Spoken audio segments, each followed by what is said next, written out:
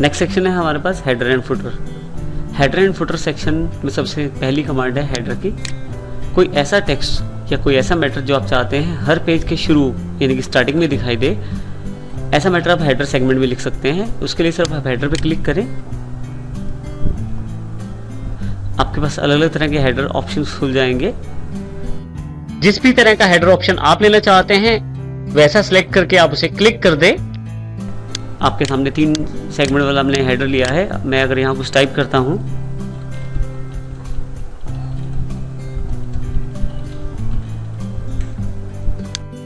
अब देखिए यहाँ 3 भाग हैं, तीनों पे मैं बारी बारी से क्लिक करके टाइप करूंगा। सबसे पहले भाग में isstworld.com टाइप कर दिया है, दूसरे भाग में शॉर्टकट कीज टाइप किया है और यहाँ तीसरे भाग में मैं इंपॉर्टेंट टाइप कर देता हूँ। देखिए मैंने तीनों सेगमेंट में टाइप कर दिया है। अब इसमें एक बात ध्यान दें कि जैसे आप हेडर सेगमेंट को आपने ओपन किया है, हेडर एंड फुटर टूल्स के टैब में डिज़ाइन नाम का अलग से आपके पास एक टैब अवेलेबल हो गया है जिसमें काफ़ी सारे ऑप्शंस अवेलेबल हैं। इनकी जानकारी हम अभी थोड़ी देर में लेंगे। ध्यान दें तो आपके पास यहाँ पे हेडर सेगमेंट में मैंने लिख दिया है। अगर मैं बाहर क्लिक करूँ हेडर सेगमेंट से तो ये मटेरियल आपके पास आ जाएगा और यहाँ पे अगर मैं दूसरे पेज पे जाता हूँ तो दूसरे पेज पे भी ऑटोमेटिकली हेडर सेगमेंट में मटेरियल आ गया है, तीसरे में भी आ गया है। इसका अर्थ ये हुआ कि हेडर सेगमेंट में डाला हुआ टेक्स्ट हर पेज के शुरू में दिखाई देगा, जितने भी पेजेस आपके पास हैं उन सब पेजेस में। इसी तरह से फुटर सेगमेंट में आप क्लिक करें और आपके पास काफ़ी सारे ऑप्शंस अवेलेबल हैं। मैं इसमें से ब्लैंक फॉर्मेट सिंगल वाला ले लेता हूँ। आप देखिए हेडर में हमेशा ऊपर की तरफ और फुटर में पेज के बिल्कुल नीचे वाली जो जगह है वहाँ पे आपके पास बॉक्स आ जाएगा लिखने के लिए। ये जो फुटर का पूरा सेगमेंट है, आप यहाँ कुछ भी टाइप कर सकते हैं।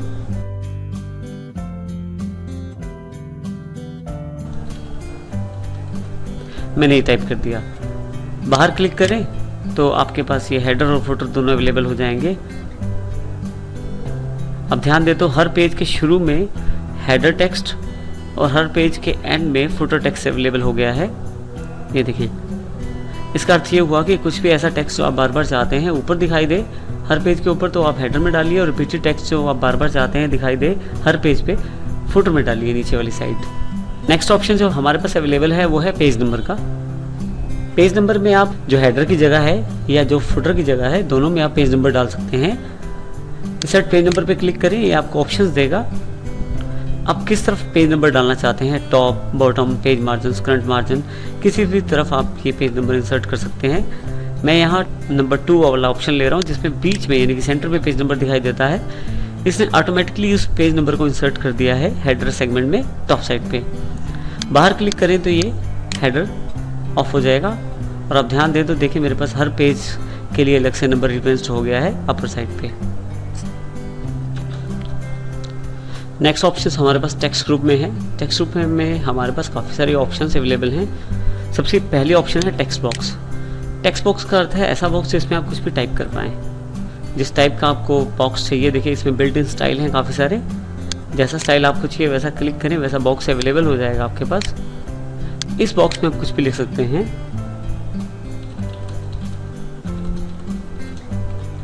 जो भी आप लिखेंगे वो टेक्स्ट बॉक्स में रिप्रेजेंट हो जाएगा। टेक्स्ट बॉक्स साइड पे छोटे छोटे पॉइंट्स आ रहे हैं जिससे आप साइज को बढ़ा या घटा सकते हैं टेक्स्ट बॉक्स का।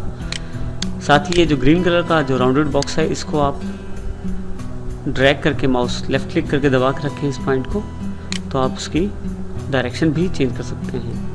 नेक्स्ट ऑप्शन हमारे पास अवेलेबल है क्लिक पार्ट्स के रूप में। क्लिक पार्ट का प्रयोग हम करते हैं जो कंटेंट हमें बार बार यूज़ करना है अपने डॉक्यूमेंट्स में, जो हमें चीज़ें बार बार रीयूज़ करनी है, उन सबको हम क्विक पार्ट्स में ऐड करके रख सकते हैं। दोबारा इस चीज़ को प्रयोग कभी भी हम कर सकते हैं क्विक पार्ट से ही निकाल के। हम इसी के द्वारा स्टोर कर सकते हैं और इसी के द्वारा दोबारा पिक कर सकते हैं।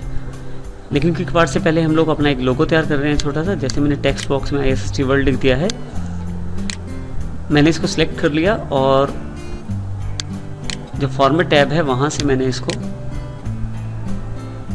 थोड़ा सा स्टाइलिश बनाने की कोशिश की है।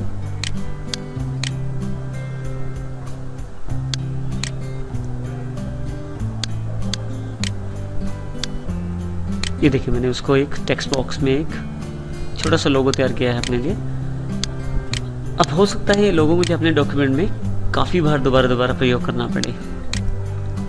तो ऐसी चीज़ें जो आपको रीयूज़ करनी होती हैं, दोबारा प्रयोग करनी होती हैं, उसको आप क्विक पार्ट में ऐड कर सकते हैं ताकि दोबारा प्रयोग किया जा सके।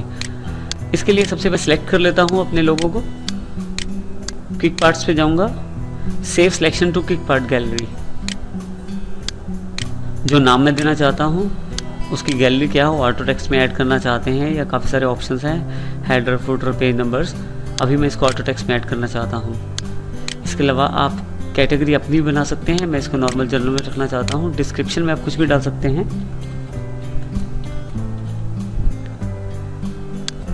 नॉर्मल या बिल्डिंग ब्लॉक्स, किस कंटेंट में आप इसको रखना चाहते हैं उसमें रख सकते हैं।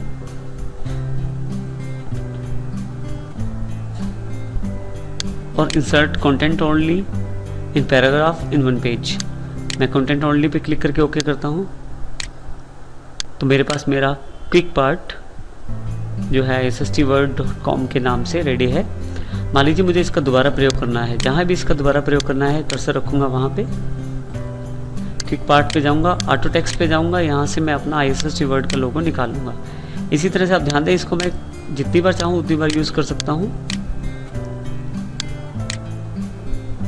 मान लीजिए आपने कोई लोगो तैयार कर लिया है, अब उसकी प्रॉपर्टीज़ में अगर आप चेंज करना चाहते हैं तो क्विक पार्ट से ये भी पॉसिबल है। इसके लिए बिल्डिंग ब्लॉक ऑर्गेनाइजर पे जाएं। यहाँ आपके पास जो issstword.com के नाम से मैंने लोगो बनाया था, इसमें एडिट प्रॉपर्टीज पर जाकर आप भरी हुई जानकारी को आप चेंज भी कर सकते हैं। सिलेक्ट करके यदि आप डिलीट बटन को प्रेस करें तो 3 बटन आपके पास अवेलेबल हो जाएंगे। अगर ये आपको नहीं चाहिए तो आप बिल्डिंग ब्लॉक ऑर्गेनाइजर से इसे डिलीट भी कर सकते हैं। यस करें तो यहाँ से डिलीट हो जाएगा। देखिए नेक्स्ट टाइम ये आपके लिए अवेलेबल नहीं रहेगा। इसके पश्चात देखिए क्विक पार्ट्स पे जैसे मैं क्लिक करता हूँ, हमारे पास डॉक्यूमेंट प्रॉपर्टी के नाम से एक अलग से कमांड्स हैं हमारे पास। डॉक्यूमेंट प्रॉपर्टी पे जैसे ही क्लिक करता हूँ, देखिए हमारे पास अलग से एक सब मेन्यू खुल जाएगा जिसमें काफ़ी सारी कमांड्स हैं। मान लीजिए मैं ऑथर पे क्लिक करता हूँ तो देखिए issstword.com के नाम से उसने ऑथर को रिपेस्ट कर दिया है। क्विक पार्ट्स पे जाके डॉक्यूमेंट प्रॉपर्टी पे अगर मैं टाइटल पे क्लिक करता हूँ तो वर्ड 2010 यानी कि 2010 ये उसका टाइटल दिखा रहा है। तो इस तरह से आप देखें कि मेरी कुछ प्रॉपर्टीज़ जो कि बाय डिफ़ॉल्ट डॉक्यूमेंट की प्रॉपर्टीज़ हैं वो ऑलरेडी मैंने सेव कर रखी हैं, जिसका प्रयोग मैं दोबारा कर रहा हूँ। आप इन प्रॉपर्टीज़ को देखना या चेंज करना चाहते हैं तो इसके लिए आपको फाइल पे इन्फो, प्रॉपर्टीज़ दोनों ऑप्शन आप चला सकते हैं। शो डॉक्यूमेंट पैनल में क्लिक करें तो आपके सामने यहाँ डॉक्यूमेंट पैनल पे आ जाएगा। इसमें आप अपनी प्रॉपर्टीज़ ऐड कर सकते हैं। अगर आप यहाँ ऐड नहीं करना चाहते तो फाइल पे प्रॉपर्टीज़, एडवांस प्रॉपर्टीज़ पे चले जाएं और यहाँ ऐड कर लें। इस तरह से मैं अपनी डॉक्यूमेंट से रिलेटेड कोई भी प्रॉपर्टी जिसको मैं बार बार यूज़ करना चाहता हूँ उसको भी इस तरह से क्विक पार्ट के द्वारा प्रयोग कर सकता हूँ।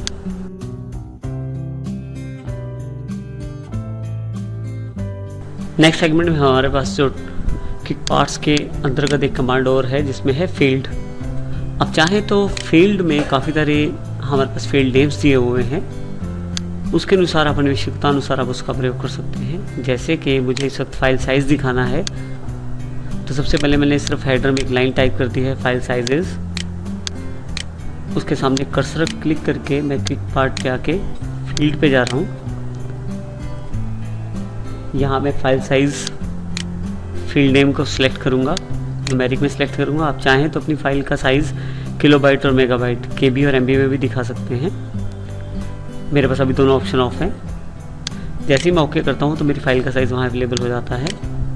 ये देखिए, अगर आप फाइल में कुछ मॉडिफिकेशन करते हैं और उसे भी आप देखना चाहते हैं तो राइट क्लिक करके अपडेट फील्ड कर दीजिए, तो कुछ अगर चेंजेस हैं तो वो भी अवेलेबल हो जाएंगे।